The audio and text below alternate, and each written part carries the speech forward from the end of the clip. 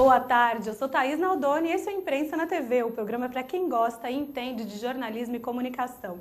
Me desculpem desde já se rolar alguma tossidinha ou coisa parecida, mas eu estou um pouco resfriada, então já estou pedindo desculpa por antecipação, ok? Meus convidados aqui também já estão avisados, todo mundo devidamente longe de mim para não pegar, então tá tudo certinho. Bom, a gente hoje está recebendo duas pessoas bem bacanas, dois jornalistas super competentes, que estão à frente de uma exposição que vai acontecer nesse mês de junho e que liga futebol e política. Será que uma coisa tem a ver com a outra? Bom, com certeza tem. Então, no Política Futebol Clube, o Futebol na Ditadura, os jornalistas Vanessa Gonçalves e Milton Belintani, que estão aqui comigo, estão fazendo um evento bem interessante que tem palestras, tem exposição, tem um montão de coisas, então eles vão contar pra gente um pouco disso. E aí a gente vai mostrando umas fotos, mostrando uns vídeos, vamos embora tocar isso. Então, boa tarde, obrigada a vocês dois por estarem aqui. Boa tarde. Um prazer estar aqui com vocês. Que bom que vocês estão. Não, a Vanessa, ela é subeditora do Portal Imprensa, trabalha lá com a gente na editora, então é um pouquinho de nepotismo, mas eu só trouxe porque o negócio é bom, tá? E o Milton, ele é professor universitário, ele é diretor do Núcleo de Preservação da Memória Política, coordenador da Comissão da Verdade, Sindicato de Jornalistas. O homem é fera, gente, então vale a pena, bora conversar. Gente, de onde saiu primeiro... A exposição é uma coisa bem interessante, no ano de Copa do Mundo, e as pessoas elas não ligam diretamente a política com o esporte, mas esse ano, por exemplo, isso está acontecendo o tempo inteiro, né? Não vai ter Copa, é uma manifestação política enorme em cima de um evento esportivo. De onde saiu a ideia dessa exposição? Como é que foi concebida? De onde saiu isso tudo? Tem dois eventos, na verdade, correndo paralelamente, e as pessoas se lembram mais do evento esportivo, que é o futebol. Sim. Só que um evento que começou antes do que a Copa do Mundo, do que as providências para a Copa do Mundo, foi o trabalho da Comissão Nacional da Verdade. O país vem discutindo já há mais de um ano, desde 2012, o seu passado político, não é? E avaliando que para a gente avançar e aprofundar a nossa democracia, nós precisamos conhecer o que foi feito nesse país no período da ditadura. O que foi feito no país nesse período da ditadura englobou o futebol. Na verdade, o futebol foi instrumentalizado pelo regime militar para tentar vender o seu projeto de Brasil grande potência, país vencedor. Nós não podemos esquecer que o Brasil, além de ser uma democracia até 1964, ele era o bicampeão do mundo. Né? Então, a ditadura herdou uma potência esportiva nascente, mas já uma potência esportiva com Pelé e Garrincha, nada menos que isso. A ideia de juntar esses dois momentos num único evento, dando visibilidade a essa relação que sempre existiu, política e futebol, é uma ideia da Vanessa, né? Então ela vai poder contar aqui para nós com maiores detalhes, mas eu considero que é um grande serviço que essa exposição vai prestar a esse momento político do Brasil e também ao momento esportivo. Né? A Copa passa.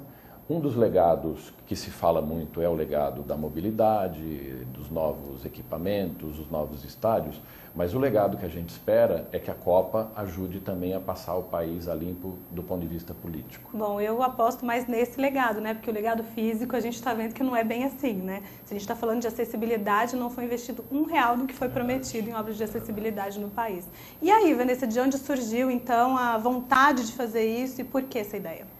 Então, na verdade, o projeto da exposição é um desdobramento do meu trabalho de conclusão de curso na pós-graduação, né? A gente tinha que escolher um tema para desenvolver um artigo e eu escolhi falar da Copa de 70 pelo olhar dos ex-militantes, dos ex-presos políticos. Eu ficava pensando como que essas pessoas que estavam presas ou no exílio ou na clandestinidade acompanharam essa Copa, né? Porque em 70, quer dizer, o Brasil, uma baita de uma seleção... Só que os caras estavam lutando contra a ditadura. Como que foi para esses caras? Torceram a favor? Torceram contra?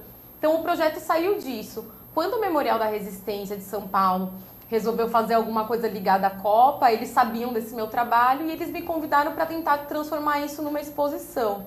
Né? E aí nasceu o filho agora, né? Dia 14 de junho já está no berço aí do pessoal.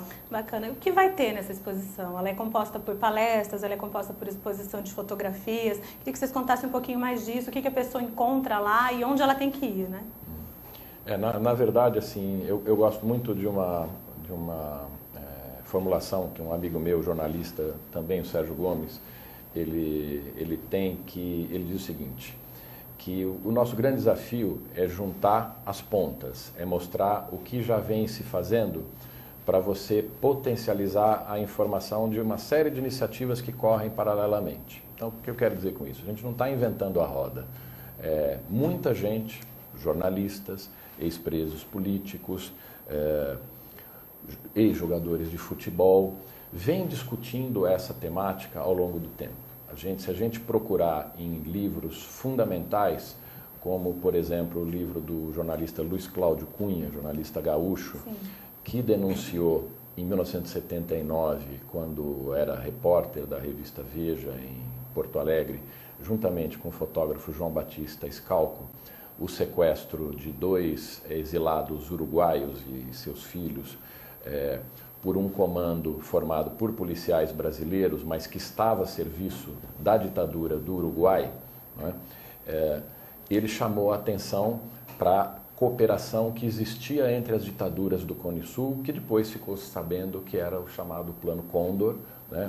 Um plano que desde o início do ciclo de ditaduras na América Latina já previa uma cooperação para que a ditadura brasileira pudesse localizar brasileiros e monitorar brasileiros exilados no Uruguai, na Argentina, no Chile e vice-versa, né?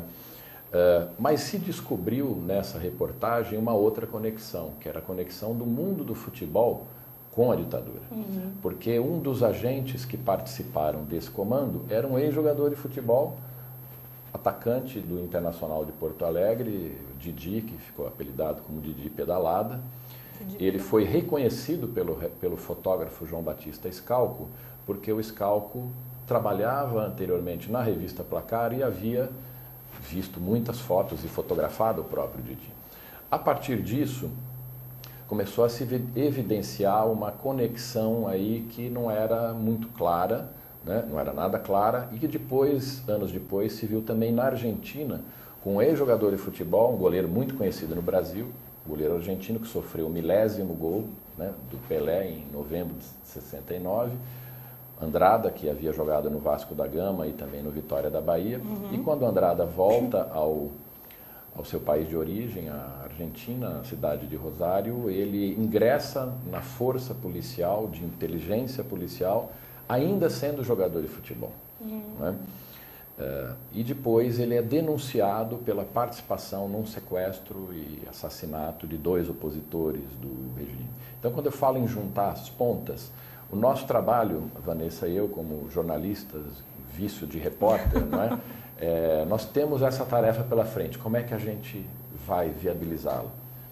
Vamos ver o que já existe em termos de informação produzida sobre esta relação. Então, primeiro houve uma pesquisa. Exatamente. Uhum. Né? E aí a gente encontra muitas reportagens da revista Placar, algumas reportagens da revista Veja, Isto do Estadão, imprensa alternativa fortemente. O jogador Reinaldo, por exemplo, a estreia do Reinaldo no mundo da política, ainda como jogador do Atlético Mineiro, como um dos principais atacantes brasileiros, ela se dá através de uma entrevista que ele concede ao jornal Movimento, que era um jornal da imprensa independente, um jornal de esquerda, e uma entrevista na qual ele fala em anistia política. E aquilo foi um escândalo no mundo do futebol, né? Não é? Chamou atenção sobre o Reinaldo, a ditadura passou a olhar o Reinaldo de outro jeito e ele passou a ser um jogador na mira, não só dos zagueiros, mas também do regime, né? Então, o objetivo deste projeto, que contempla uma exposição, um seminário em que nós temos não só mesas para discutir com personagens que foram protagonistas desse período, né, jornalistas, ex-jogadores, ex-presos, mostrar tudo o que foi feito e que precisa ganhar outra visibilidade. Uhum. Quer dizer, esse material ele precisa ser mais conhecido porque ele tem uma contribuição grande a dar neste momento que o Brasil discute a recuperação da sua memória como país e da sua memória política para que a gente possa avançar na democracia. Né? Super bacana. Bom, antes da gente continuar esse papo com a Vanessa e com o Belintani, eu queria primeiro dar muito obrigada e agradecer e boas-vindas a vocês que estão aqui com a gente pelo chat, vocês que estão falando com a gente pelo Twitter e pelo Facebook. Muito obrigada. Vocês já sabem, para fazer pergunta, comentários, qualquer coisa que vocês queiram, fácil, usem a hashtag Imprensa na TV ou a hashtag TV da Internet. Pode falar também comigo aqui pelo Facebook, pelo Twitter, é só chamar que eu respondo, tá? Facinho. Tá interessante o assunto, não tá? Então pode perguntar, pode falar, que não tem o menor problema. Bom, gente, só dando uma fugidinha no assunto, essa semana a gente teve uma recomendação bem estranha de um dono de uma emissora de televisão. Bom, foi proposto pelo bispo Edir Macedo, que é o presidente da Record, né, o dono da TV Record, que as pessoas fizessem um jejum, mas um jejum meio diferente. Então eu vou mostrar para vocês esse jejum e depois vocês me contam o que vocês acham disso. Vamos lá. Eu quero dizer que a partir do dia 10 de junho, nós vamos começar o jejum. Não o jejum de Daniel. O jejum de Daniel era de 21 dias. Nós vamos fazer um jejum de Jesus. O jejum que Jesus fez no deserto, 40 dias. 40 dias e 40 noites. Ele ficou em jejum. Só que ele ficou em jejum de comida. Nós vamos fazer um jejum exceptuando-se a comida, os alimentos, mas vamos fazer um jejum espiritual, um jejum de informações, um jejum de rádio, de televisão, de tudo que o mundo oferece, um jejum de jogos, um jejum de distrações, de diversões, um jejum, enfim, nós estamos propondo às pessoas que querem essa nova vida, esse novo ser, nascer de Deus, para fazerem esse jejum de 40 dias, justamente para que elas venham ter essa experiência pessoal com Deus, para que elas venham ser novas criaturas. Não é obrigatório, ninguém é obrigado a fazer esse jejum ou qualquer jejum. Na Igreja Universal é proibido proibir, nós não proibimos nada, nós não determinamos para você fazer absolutamente nada. Nós sugerimos, quem quiser, vem conosco, quem não quiser, fica, não faça. Inclusive, nós vamos ter a Copa, né? A Copa do Mundo.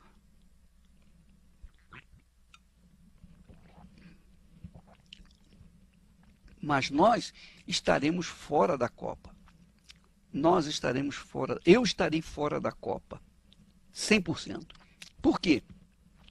Porque eu estarei acompanhando ou também no mesmo espírito com vocês. Não que eu necessite ter uma experiência com Deus. Não, eu já tive a minha experiência com Deus. Mas eu vou fazê-lo em favor de vocês que vão fazer.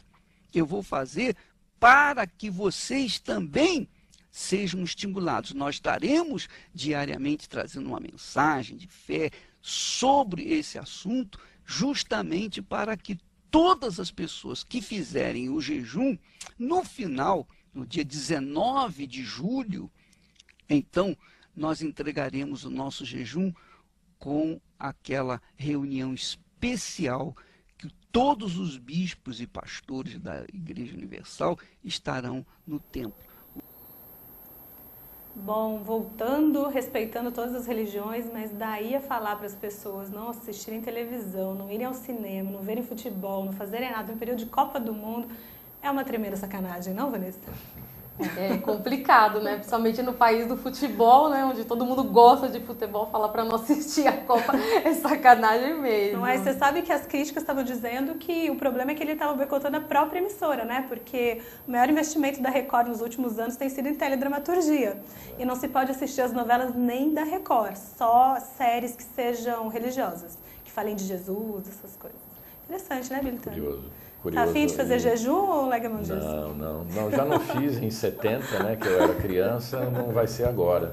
Mas eu acho que aí a gente encontrou outro ponto de ligação, né, com o presente e o nosso passado, porque o grande debate em 1970, não só entre os presos que estavam detidos, os presos políticos, os seus familiares, mas as pessoas que não apoiavam a ditadura, era exatamente a preocupação com o uso da ditadura daquele Brasil que pintava como um candidato forte a ganhar a Copa, como efetivamente ganhou. Esse debate aconteceu de forma organizada, né, nos partidos clandestinos, nas organizações de luta armada que pegaram armas contra a ditadura, mas nunca se cogitou de uma ação do tipo como se discute hoje, não vai ter Copa, vamos fazer de conta que não está acontecendo. As pessoas que decidiram torcer contra foram minoria, mas houve gente que torceu contra. Efetivamente torceu contra, assistiu e torceu contra.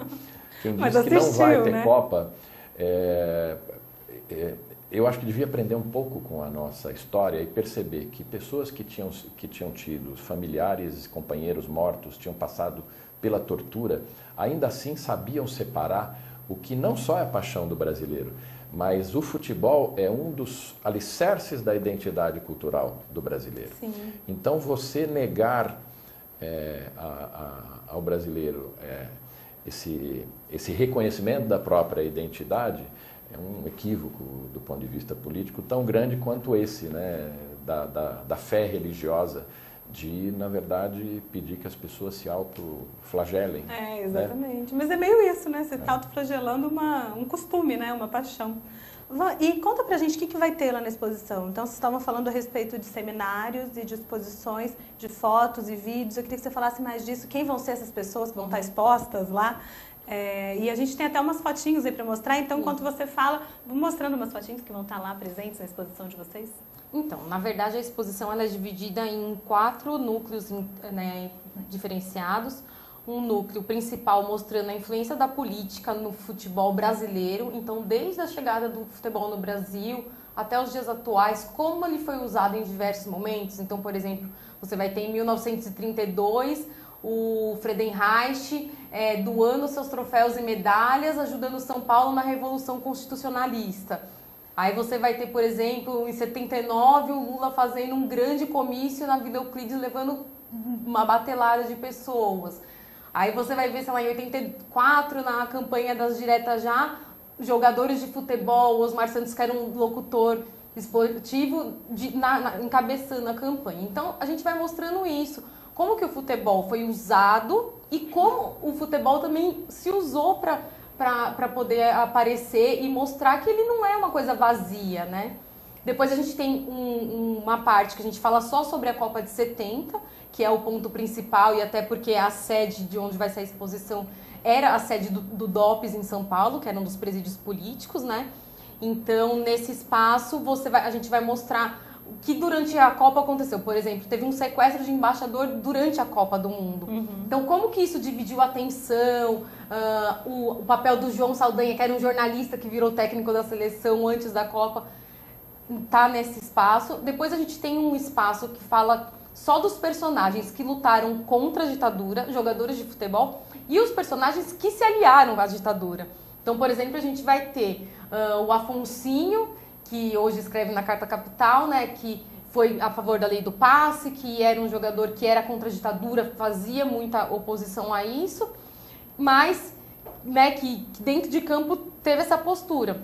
E de outro lado a gente vai ter, por exemplo, o Andrada e o Didi Pedalada, que viraram agentes da repressão, um na Argentina e outro no Brasil. Então a gente mostra esses lados, tem o irmão do Zico também, que é uma história que a gente teve conhecimento a partir de 2011, que é o primeiro jogador de futebol que foi anistiado no Brasil, que foi preso e torturado. O irmão do Zico? O irmão do Zico. Nossa, eu não sabia que o irmão do Zico era um jogador de futebol. O Nando, ele tinha sido educador, tinha participado de uma equipe de alfabetização que utilizava o método Paulo Freire, que é respeitado e utilizado mundialmente. Mas como Paulo Freire era identificado com o governo anterior, que foi derrubado pelos militares do Jango, e era um educador com uma perspectiva progressista de esquerda, ele foi banido do Brasil, perseguido, e as pessoas que trabalhavam com o método Paulo Freire de alfabetização foram perseguidas, e o Nando foi preso, foi torturado, não é?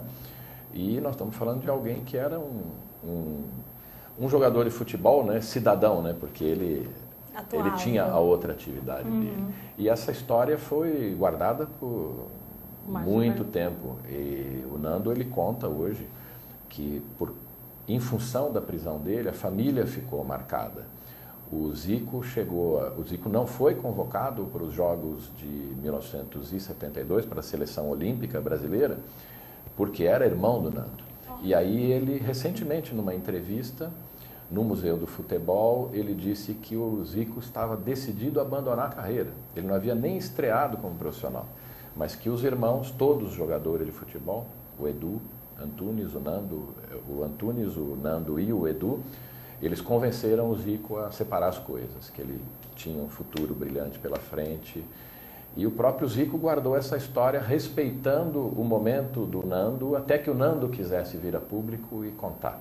A gente acredita que, assim como aconteceu com o Nando, e como acontece com muitas famílias de brasileiros, que ainda não falaram sobre o impacto da ditadura nas suas vidas, o país discutir esse período vai fazer com que as pessoas superem esse tipo de trauma e possam compartilhar a sua dor, a gente conhecer a nossa memória a fundo e apagar os resquícios de ditadura que a gente tem ainda na nossa democracia. Ainda existem. Existem claramente em alguns lugares, né? Pois é. Bom, e por fim, né, o último espaço da exposição, ele mostra a influência da política no mundo. Então, a gente vai ver o uso do Mussolini na Copa de 34 e 38, né, dizendo para os próprios jogadores, é vencer ou morrer, se não ganhasse a Copa, ele ia matar os caras. E por aí vai. Você vai ter o jogo de 86 entre Argentina e Inglaterra, que vai falar diretamente sobre a Guerra das Malvinas, que tinha acabado de acontecer. Enfim, quem gosta de história, quem gosta de futebol, vai descobrir coisas interessantes, porque todo mundo acha que política e futebol não tem nada a ver, e no final eles estão mais entrelaçados do que se imagina. E por causa disso a gente pensou, poxa, vamos mostrar só vídeo, vamos mostrar foto, e não vamos discutir isso? Então a gente elaborou um seminário, que acontece de 3 a 7 de junho, lá no Memorial da Resistência também. Terça, sábado, né? Da semana que vem. De terça a sábado da próxima semana. E aí a gente vai ter diversas mesas. Vamos discutir desde o começo da criação da identidade nacional pelo futebol até a democracia corintiana, que é a coisa mais recente. Então a gente vai ter o Afonsinho, vai ter o próprio Nando, vai ter o Reinaldo. Nós temos outros jornalistas, a gente traz o Luiz Cláudio Cunha para contar essa história do sequestro dos uruguaios, tem o Celso Munzelt, o Ovidio Matos da ESPN, o Gilvan Ribeiro, que fez o livro do Casagrande, tem o Ado, que jogou a Copa de 70, Juarez Soares, que cobriu a Copa de 70, Alberto Helena Júnior da Sport TV. Então tem um time de primeira que vai discutir todos esses aspectos do futebol no mundo. E, inclusive, a gente vai ter uma mesa mostrando um brasileiro que ficou preso no Estádio Nacional no Chile e um outro que por uma camisa do Corinthians foi salvo e conseguiu entrar na embaixada porque o soldado era apaixonado pelo Rivelino e ele tinha uma camisa do Zé Maria, que não era do Rivelino, e ele falou pro cara que, não, eu te dou essa camisa se você deixar eu entrar.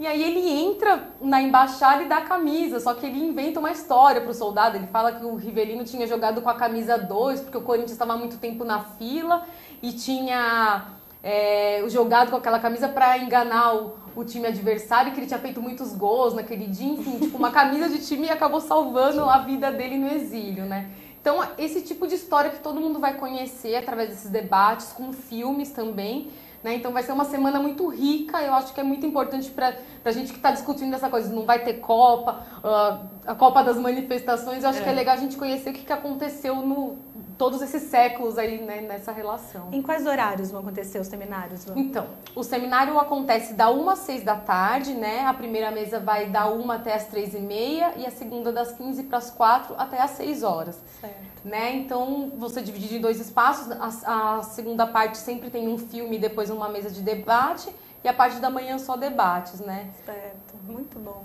Bom, a gente vai voltar a falar com eles porque, aliás, a gente ficou curioso para saber mais histórias, né? Pelo que eu estou conversando aqui no Twitter e no Facebook com vocês que estão assistindo com a gente. Um beijo para você, Marcelo, um beijo, Bárbara, um beijo, Caio, um beijo, Antônia, um beijo, Cássia. Muito obrigada por estarem aqui com a gente. Se quiserem falar mais coisas, podem falar. Por enquanto, só elogios. A gente é uma coisa boa, né? Bom, falando ainda um pouquinho de cerceamento, a gente vive num período um pouco estranho aqui no Brasil, né? Recentemente, uma propaganda que não tinha nada de ofensiva cá entre nós foi retirada do ar pelo CONAR por causa de uma palavra. Então vamos ver a propaganda e depois a gente conta aqui com a opinião dos nossos colegas que estão aqui com a gente hoje. Vamos lá.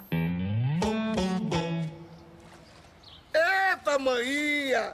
Danada! Que abundância, meu irmão! Assim você vai matar papai, viu? Esse aí que é seu marido, é? Sabe de nada, inocente! Vem, ordinário! Fiz um bom negócio.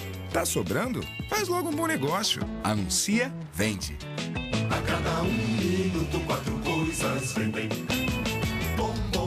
Negócio.com. Já vendeu. Aqui no Imprensa na TV. Bom, todo mundo conhece essa propaganda, virou meme há pouco tempo, inclusive com o Sabe de Nada Inocente, que todo mundo fala agora por causa do compadre Washington. Eu queria a opinião de vocês a respeito disso. Essa campanha foi tirada do ar da televisão por causa da palavra ordinária. Vocês acham que isso de fato é uma ofensa às mulheres? Como vocês veem isso? Primeiro Vanessa, depois Milton? Olha, eu acho assim, se tocava na rádio anos atrás e ninguém se importava com isso, por que agora que foi pra TV as pessoas estão se importando? Eu acho que a gente vive um período onde que tudo tá virando motivo para discussão. E assim, coisas... Não que a palavra ordinária, se você usar num contexto, não vai ofender as mulheres, vai. Mas quer dizer... Para o povo brasileiro, isso foi cantado, foi dançado, foi rebolado. Aí agora resolve... Foi rebolado, ótimo. Agora resolve virar, somos dos bons costumes, não vamos falar. Eu acho uma tremenda coxinice da coisa. Eu acho que as cruzadas moralistas são sempre preocupantes, né? Tem sempre um viés autoritário aí, mais do que de proteção de direitos.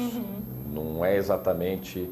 desse setor aí que a gente vê discurso de proteção de direitos. Ao contrário, eles normalmente atacam o conceito de direitos. Não é?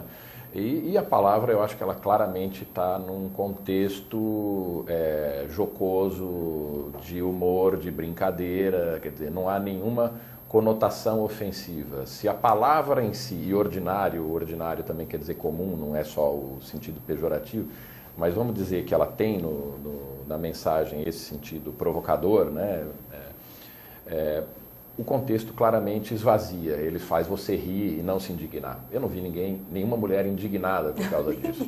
Então alguém aí quis pegar carona, não é? Na popularidade da mensagem e aparecer, né? Mas aí o que eu não consigo entender, que é até um debate que a gente tem de vez em quando na redação, por que o CONAR aceita esse tipo de denúncia, né? Teve uma denúncia que foi ano passado, que eu dou muita risada quando eu lembro dela, que era uma propaganda da Gillette e que as pessoas diziam que estavam fazendo preconceito contra os peludos.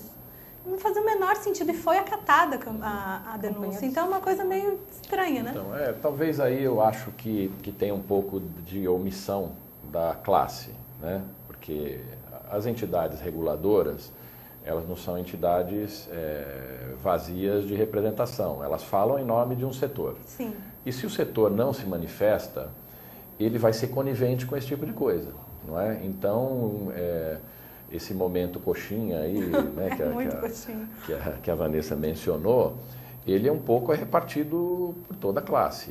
E a classe, se não quer ficar com essa pecha, ela tem que reagir e dizer para o CONAR se preocupar com coisas mais sérias, né? Ah, pelo amor de Deus. A impressão que eu tenho é que assim, a campanha faz sucesso e os outros ficam quietinhos, tira do ar porque, né, vai me atrapalhar. Então a impressão que eu tenho é isso. Toda vez que a campanha começa a ter muita visibilidade, todo mundo concorda que ela tem que sair do ar. É meio estranho isso mesmo, né? Bom, vamos voltar a falar então de futebol e política, porque está muito interessante esse papo de vocês.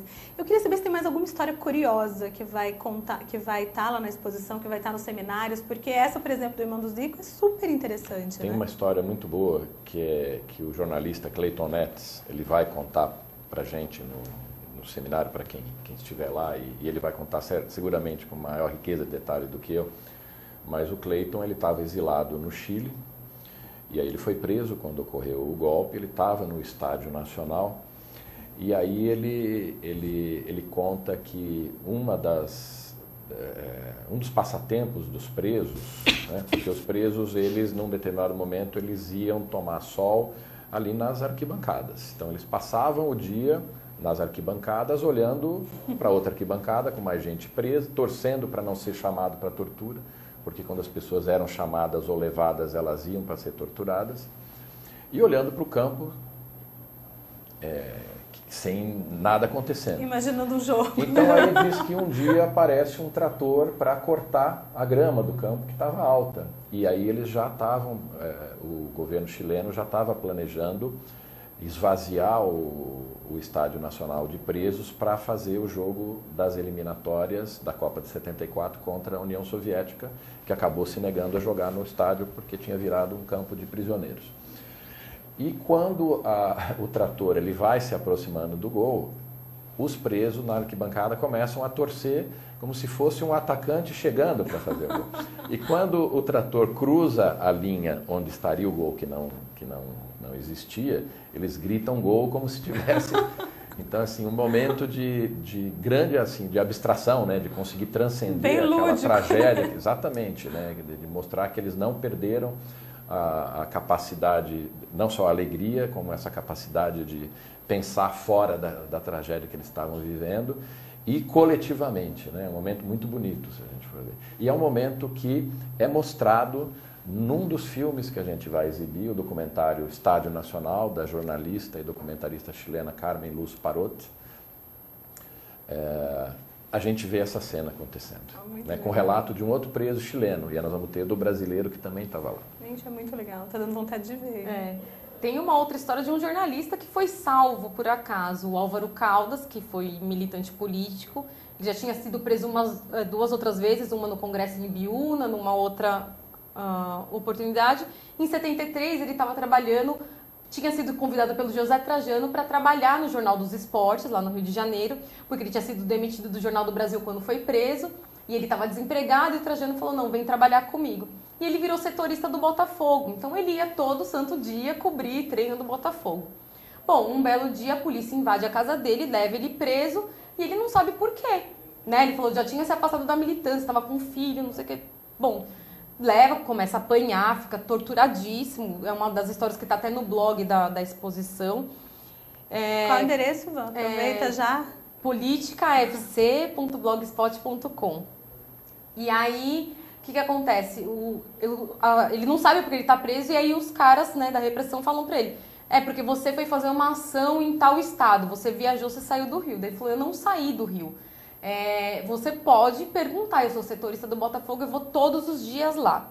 Bom, é óbvio que ele não achou que os caras iam lá conferir, mas foram. Os caras invadem a casa do Sebastião Leônidas, que tinha sido um jogador do Botafogo e que naquele momento era técnico do Botafogo. Caramba! Eles invadem a casa dele e falam pra ele, perguntam do Álvaro Caldas. Ele falou, não, o Álvaro estava ontem no treino, nesse dia também estava, ele vai todos os dias lá.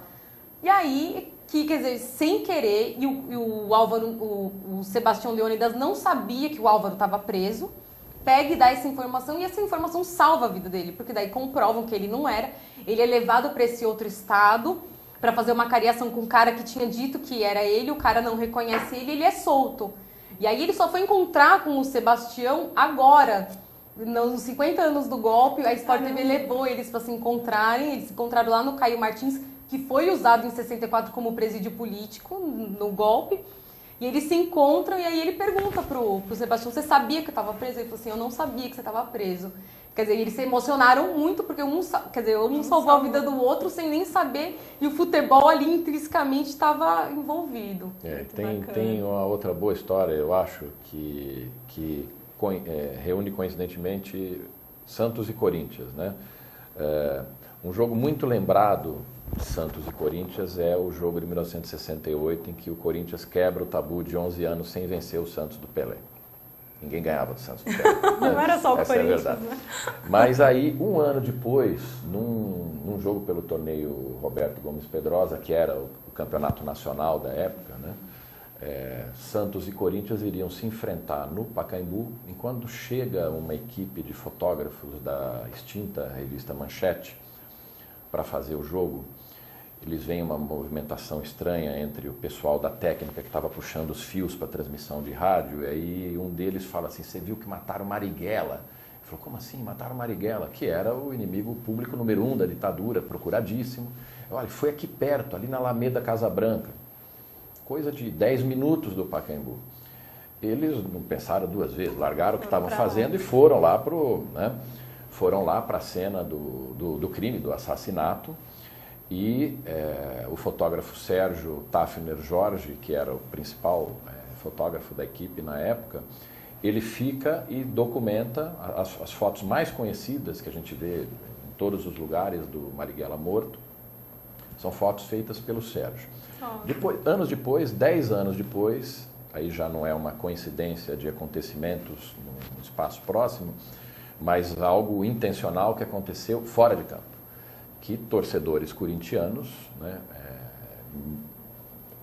ou ex-militantes, ou militantes políticos, ex-presos políticos e militantes já formados na luta pela redemocratização do país, decidem ousar e abrir uma faixa pedindo anistia ampla, geral e restrita no meio da torcida corintiana, em pleno Morumbi, num jogo Santos e Corinthians em fevereiro de 1979.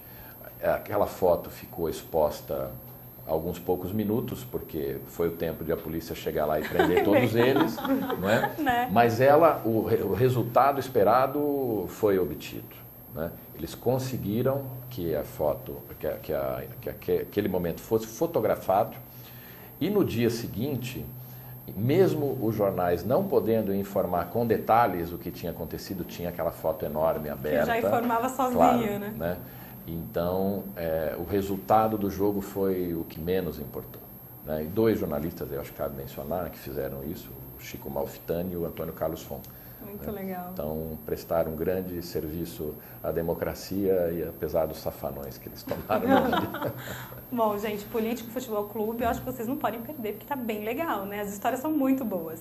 Bom, vamos falar um pouquinho também de futebol e jornalistas, mas de outro jeito. Jornalista também da Gafia Bessa, né? Então, numa entrevista coletiva que aconteceu ontem, lá na Granja Comari, o jornalista acabou tentando convencer o Marcelo que a idade dele era diferente. Quer dizer, que a data do aniversário dele era outra, não a que ele achava que fosse. Bom, vamos ver lá o que aconteceu. O Brasil vai estrear contra a Croácia dia 12 de junho e é dia do seu aniversário. Já parou para pensar? É 12 de junho, não é? Seu aniversário? Que dia é seu aniversário? 12 de maio. 12 de junho. Pô, tu quer saber aqui, ó? Tá de sacanagem. Pô, a gente tá brincando, velho. Mas já parou pra pensar como é que vai ser essa sua estreia, não? Meu aniversário? Pô, nem lembro a pergunta, velho. Tá ruim. Deu ruim lá, hein, velho. Qual era a pergunta, desculpa? Pô... Legal, é tipo, a estreia, é óbvio que a gente quer... Sério?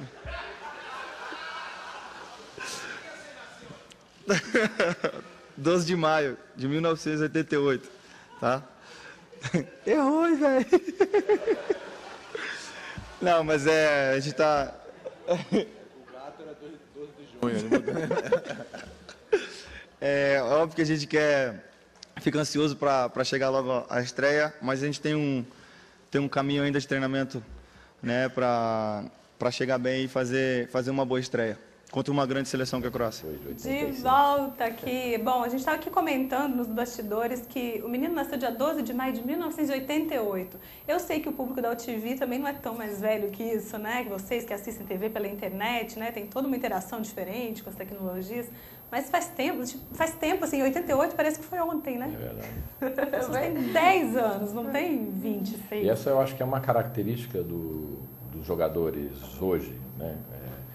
A seleção brasileira nunca teve tantos jogadores jovens reunidos, protagonistas, né? no time titular. Tinha, claro, as exceções. Pelé em 1958, Edu em 1960 depois de 66, o próprio Ronaldo Fenômeno, que não chegou a jogar em 94, mas foi convocado com 17, menos de 18 anos, não é?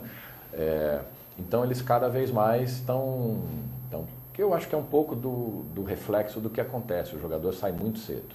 Tanto que a gente tem 2 jogadores nessa seleção que ninguém viu jogar.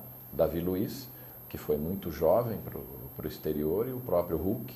É verdade. Né? Então nós fomos apresentados a eles. Né? Tem toda a razão. Os jogadores, e se a gente pegar os 3 times campeões do mundo, o tricampeonato brasileiro, a média de idade já era mais elevada, né? 58, 62 e e 70, os jogadores maduros, eles formavam a espinha dorsal da seleção brasileira. Hoje não, a responsabilidade está aí com Oscar, Neymar. É verdade, o menino tem 22 anos. Thiago na defesa, na nossa, todos têm menos de mais velho 25 é o Fred. Anos. Não é?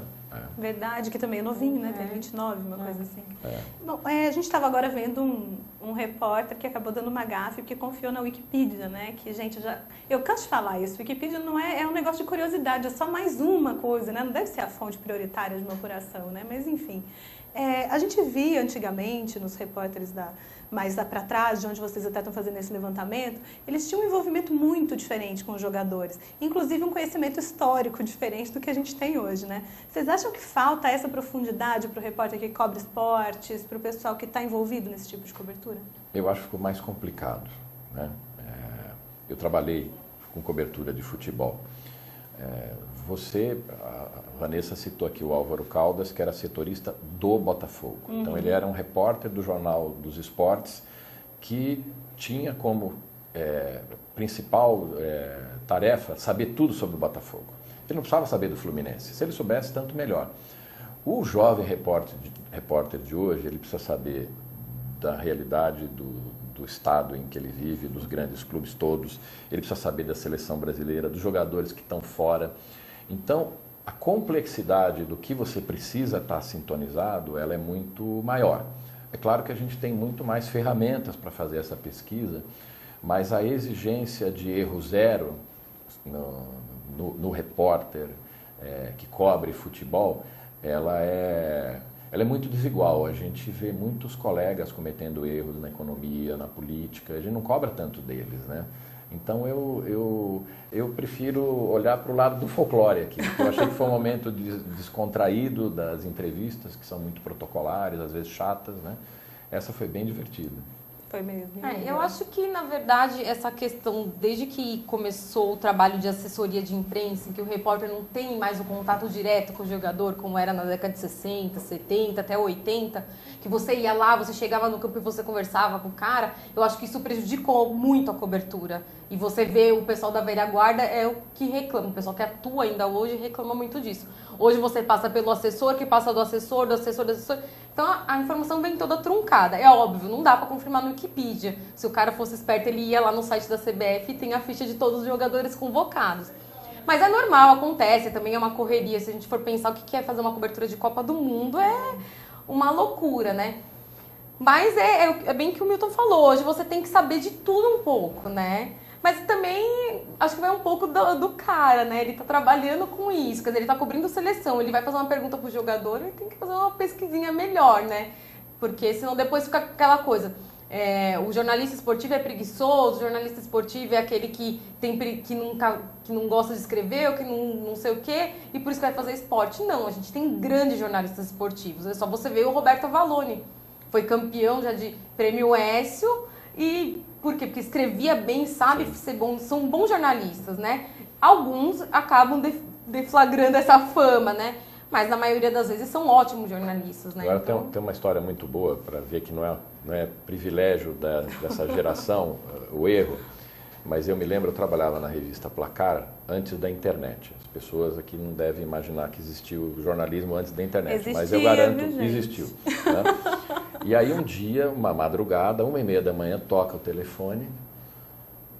Na terceira vez eu resolvi atender, porque podia ser engano, atendo, e aí era o Dario, atacante que foi da seleção brasileira, do Atlético Mineiro, e pivô, né, da demissão do João Saldanha, porque o presidente Médici, ditador, queria o Dario na seleção e o Saldanha não aceitava escalar, porque tinha jogadores melhores, né? Tinha o Toninho Guerreiro, do Santos, na época.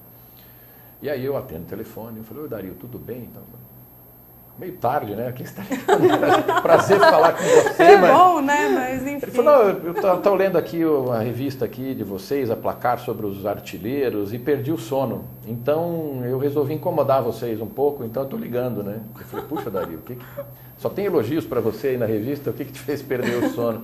Não, tem aqui a tábua dos artilheiros da história do Campeonato Brasileiro. Aqui em 1974, vocês tiraram um gol de Dadá. Eu peguei, olhei e falei, pô, Dario, não é que você está certo, é verdade, você fez 20 gols, inclusive ficou junto com o Pedro Rocha, vocês perderam, o artilheiro foi o Ramon do Santa Cruz. Ele falou, pois é, você sabe disso, como é que saiu errado aí? Eu falei, pois é, Dario, eu não sei quem é que fechou, mas foi uma desatenção. Eu falei, mas você não precisa perder o sono por causa disso. Ele falou, preciso sim, porque vem placar, tira um gol de Dadá. Vem Jornal dos Esportes, tira mais 2. Aí a Gazeta Esportiva tira 3, daqui a pouco o Dadá fez menos gols que Cafuringa, que foi um atacante do Fluminense, ponta direita do Fluminense, que na carreira inteira fez 5 gols. Não é? Então era folclórico, o atacante que não fazia gol. Ele é jogador do Ibis hoje, né? E tudo isso nasceu do quê? De um erro. Né? Mas ele tinha razão em chamar a nossa atenção, porque um erro impresso é diferente de um erro na internet. Um erro na internet às vezes dura 5 minutos. Alguém vai lá, chama atenção, você entra na página e corrige. O erro impresso significa que quem pegar aquela revista, né, vai achar que o Dario sim fez um gol a menos do que ele fez em 1974. Isso é muito interessante, até pela relação, né, do ex-jogador de telefonar, né, para poder falar. Isso é muito difícil você ver hoje. Hoje você vê um assessor dando uma carteirada, né? Exatamente. Vanessa, na exposição, voltando a falar dela, só gente, por incrível que pareça, o programa está quase no final. Nossa, não falta muito, então a gente pode falar mais um pouquinho da exposição. A exposição, aí você estava falando das mesas de debates e tal. A entrada é franca, como que funciona? A pessoa tem que se inscrever, não tem? Tem limite de vagas? A exposição e o seminário, a entrada é franca. Para o seminário tem aquela coisa, chegar meia hora antes e pegar o ingresso para subir ao auditório, porque a gente tem 160 lugares, então se tiver mais do que isso, quem chegar depois não consegue assistir, mas a gente acredita que vai ter espaço para todo mundo. E o espaço é aberto ao público. Tomara que não tenha, né? Espaço para todo mundo. Pois é, tomara que lote, né? Gente, 160 e como o Memorial da Resistência é o 6º museu mais visitado de São Paulo, com 70 mil visitações por ano, é importante, né, destacar que lá é gratuito, você entra a hora que quiser, de terça a domingo, está aberto. Então a exposição fica de 14 de junho a 28 de setembro, então depois da Copa ainda, quem não tiver a oportunidade de ver durante a Copa vai conseguir ver depois. Né? Então tá aberto para todo mundo, é só querer ir conhecer as histórias. Bacana. Tem alguma observação? Eu acho que tem uma coisa importante a destacar sobre o Memorial da Resistência, né? Que tem a ver com a história, com a sua história e o que era lá antes de virar um museu, né? Um museu com a temática da memória política do país. Ali foi o principal centro de repressão durante quase 60 anos. O antigo DOPS foi criado em 1924 e só deixou de funcionar em 1983. Né? Nossa, e aí, é ontem, né? Aí muita gente se perguntou o que vai fazer com esse prédio de horrores em que muita gente foi torturada, assassinada, por onde passaram ali presos as principais lideranças políticas desse país que fizeram oposição. E muita gente defendia que derrubasse. Derruba, vende para iniciativa privada, faz um prédio, alguma coisa, um mini shopping perto da Estação da Luz. E alguém teve a percepção de que não, este lugar ele tem que contar a história do Brasil. E ela tem que ser contada a partir deste lugar. Então, num primeiro momento, criou-se ali o Memorial da Liberdade, que depois ganhou o nome de Memorial da Resistência, porque ex-presos foram chamados para assessorar a Secretaria de Estado da Cultura para transformar aquilo num museu, vamos comparar, que talvez seja o que as pessoas mais tenham ouvido falar, mas no Museu do Holocausto, né, como a gente tem na Europa, que conta a história do genocídio contra os judeus na Alemanha nazista. E eu acho que é importante destacar isso, porque nós estamos no limiar de que 2 outros lugares, como o antigo DOPS, na cidade de São Paulo, virem espaços de memória e integrem esse corpo de museus, que vem a ser a antiga auditoria militar, ali na Brigadeiro Luiz Antônio, onde os presos políticos que acabaram cumprindo pena foram julgados arbitrariamente e condenados. Hoje ele já está sob a responsabilidade da OAB São Paulo, em parceria com o Núcleo Memória. E um que acaba de ser tombado recentemente, que é o antigo DOI-CODE. Né? O DOI-CODE efetivamente é o espaço emblemático da ditadura de 64 a 85. Não é? Então, o apreço por construir espaços de memória, ele é decisivo para que a gente consiga fazer com que as pessoas tenham acesso à história do Brasil. O Brasil não pode ser mais um país que apaga a sua história, como aconteceu com a memória da escravidão, em que todos os documentos da escravidão foram queimados. Então a gente só sabe o que nos contaram na escola, que a Lei Áurea foi promulgada num gesto de bondade da princesa. Bom, a gente está quase terminando. Antes de eu me despedir dos meus convidados aqui, antes de eu fazer a última perguntinha para eles, eu quero agradecer a todos vocês que estão aqui com a gente. Obrigada, Lívia, obrigada, Carlos, obrigada, Jairo, obrigada, Cibele, obrigada, Antônio, obrigada, Caio. Um beijo para todos vocês, obrigada mesmo por estar aqui. Antes da gente finalizar, de eu chamar o último videozinho, eu quero saber o seguinte de vocês dois. Se o Brasil perder a Copa, o que vai acontecer com esse país? E se ganhar, o que vai acontecer? O que vocês acham? Falando politicamente, misturando a política com o futebol, a gente está em ano eleitoral. Vocês acham que o resultado positivo da seleção vai interferir na corrida eleitoral, sim ou não? Eu pessoalmente acho que não interfere. Né? Acho que não vai interferir nesse nível de fazer com que as pessoas votem a favor de quem está no governo, em todos os níveis que vão estar em disputa, ou votem na oposição. Eu acho que o brasileiro, ao contrário do que muita gente gosta de dizer, que ele não sabe votar, ele está aprendendo nesses apenas 45 anos de história democrática, nos 500 de vida desse país, a votar cada vez melhor. A gente vai errando, mudando o voto e assim a coisa acontece.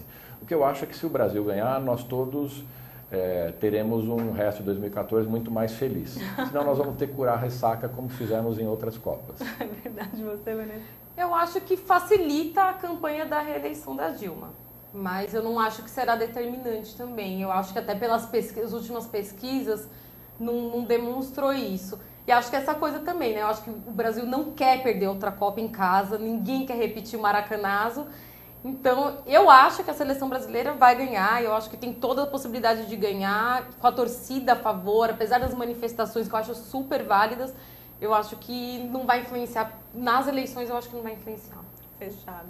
Bom, vamos chamar o último videozinho então e eu volto para me despedir de vocês. Vamos lá, rapidinho. Tem a ver com futebol, tem a ver com jornalista esportivo que teve um ataque de riso enorme por causa de uma palavra. Vamos lá ver.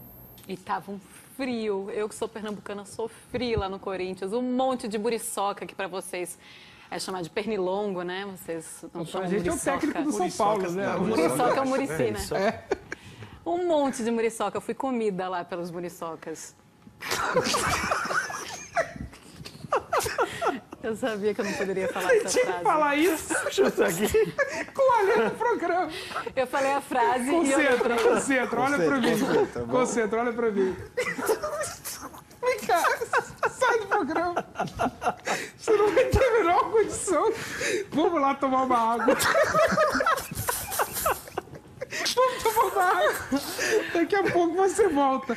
Até o amigão veio aqui te ver. Vai lá no estúdio do coração de quem escuta. É verdade. Né? Vamos ao Corinthians. Tá, vamos ao Corinthians, então. Rodrigo Rodrigues ontem não começou apresentando, então a gente tá dominado aqui. E a Imprensa na TV termina com bom humor e muita risada. Então a gente se vê de novo na próxima sexta-feira, das 3 às 4 da tarde, aqui na UTV. Primeiro eu queria agradecer. Obrigada, Vanessa, por ter vindo. Obrigada, Obrigada, Milton, por ter vindo também. Obrigado pelo convite. Um prazer ter vocês aqui. E vocês não percam a exposição, então, que é Futebol Clube. Política Futebol Clube, o futebol na ditadura, é isso, né? Exatamente. Então, que vai acontecer lá no Memorial da Resistência. Não percam, vão assistir, vocês viram que as histórias são muito bacanas, vai valer a pena. Então, um beijo pra vocês, a gente se vê na semana que vem. Tchau!